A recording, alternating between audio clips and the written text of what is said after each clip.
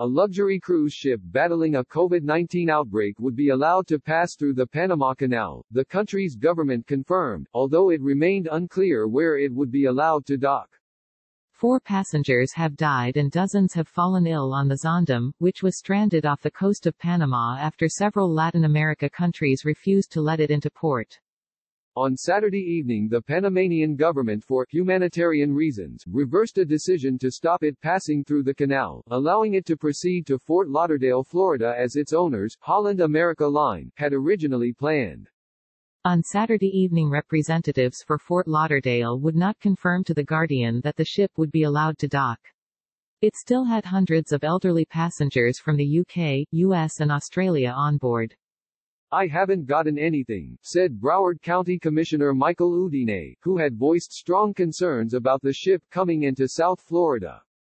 "That's something that would have to go through Unified Command at the port first," referencing a group that includes the U.S. Centers for Disease Control, the Coast Guard and Florida Health Department. "I'm still very concerned," he said. "If this ship arrives here, it's going to put a lot of pressure on our local health system." Panama's health ministry said it would make a humanitarian exemption to new rules about the global pandemic and allow the cruise ship to pass, adding that canal staff boarding the ship would be given biosafety gear. Canal staff must navigate ships through, and the ministry had previously said that doing so would endanger staff. Dozens of symptom-free passengers were moved across from the Zaandam to its sister ship, the Rotterdam.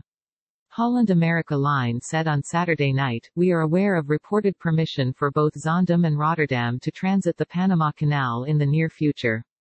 We greatly appreciate this consideration in the humanitarian interest of our guests and crew. This remains a dynamic situation, and we continue to work with the Panamanian authorities to finalize details."